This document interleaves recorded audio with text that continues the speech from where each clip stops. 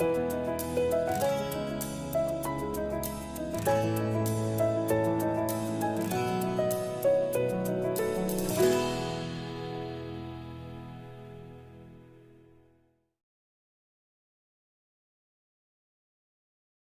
में मेरे प्यारे भाई और बहनों, आप सबको शांति मिले। पवित्र बाइबल से आज का मनन चिंतन का विषय है मानव पुत्र का पुनरागमन। इसका विवरण हम संत लूकस के अनुसार सुसमाचार अध्याय 21 पद संख्या 29 से 33 तक में पाते हैं। आइए हम प्रभु का वचन सुने। यीशु ने उन्हें यह दृष्टांत सुनाया, अंजीर और दूसरे पेड़ों को देखो, जब उनमें अंकुर फूटने लगते हैं तो तुम सहज ही जान जाते हो कि गर्मी आ रही है। इसी तरह तुम इन बातों को होते देखोगे तो यह जान लो कि ईश्वर का राज्य निकट है। मैं तुमसे कहता हूं, इस पीढ़ी के अंत होने के पूर्व ही ये सब बातें घटित होंगी। आकाश और पृथ्वी टल जाए तो टल जाए, परंतु मेरे शब्द नहीं टल सकते। क्रिस्त में मेरे प्यारे भाई और बहनों, आज के वचन के अनुसार हम ईश्वर की वफादारी और वादे को हमेशा याद रखेंगे कि ईश्वर का प्रेम हमें कभी नहीं छोड़ेगा, अर्थात हम ईश्वर के प्रेम से कभी वंचित नहीं होंगे, क्योंकि ईश्वर का यही वफादारी और वादा हमारे लिए सबसे उत्तम है, जिसे हमें समझना है। यदि ईश्वर का प्रेम हमें छोड़ देगा तो हमारा अस्तित्व खत्म हो जाएगा। इसलिए ईश्वर ने हमें प्रेम से बनाया है, ईश्वर ने हमें अपने स्वरूप बनाया है, ईश्वर ने हमें अपने आत्मा प्रदान किया है कि हम उनके लिए जिए और एक दिन स्वर्ग राज्य में आनंद जीवन प्राप्त करें।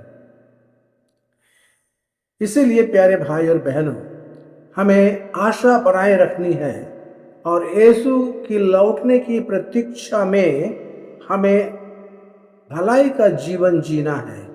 दृढ़ संकल्प के साथ अपनी पवित्रता में अपने आप को बनाए रखना है, क्योंकि जब हम पवित्रता की खोज करते हैं अपने आत्मा के अंदर और ईश्वर हमारे साथ है, हम इसमें विश्वास करते हैं, तो जरूर हम शैतान के प्रलोभन से बचे रहेंगे, क्योंकि यह शक्ति, प्रभु का शक्ति हमारे जीवन में हमेशा बना रहेगा।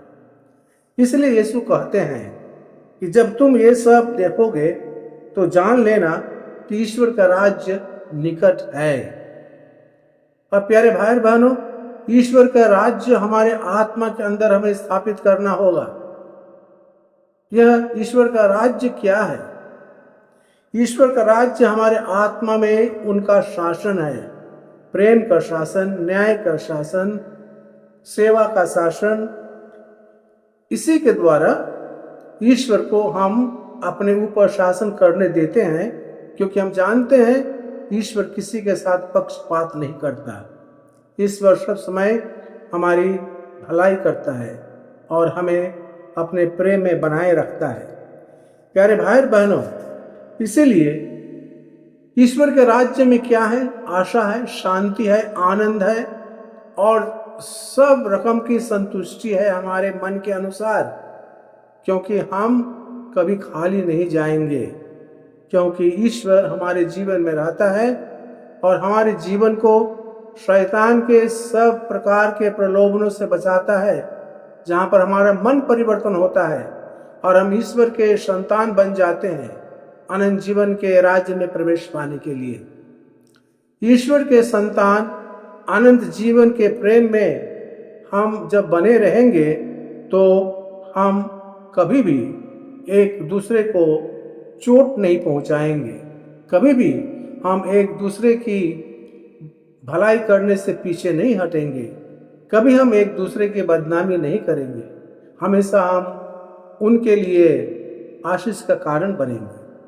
तो प्यारे भाई बहनों, हम प्रभु से यही प्रार्थना करेंगे कि प्रभु, हम तेरी महिमा प्रशंसा स्तुति गाते हैं, तू हमें ऐसी कृपा दे जिससे कि हम हमेशा अपने आप को तैयार रखें।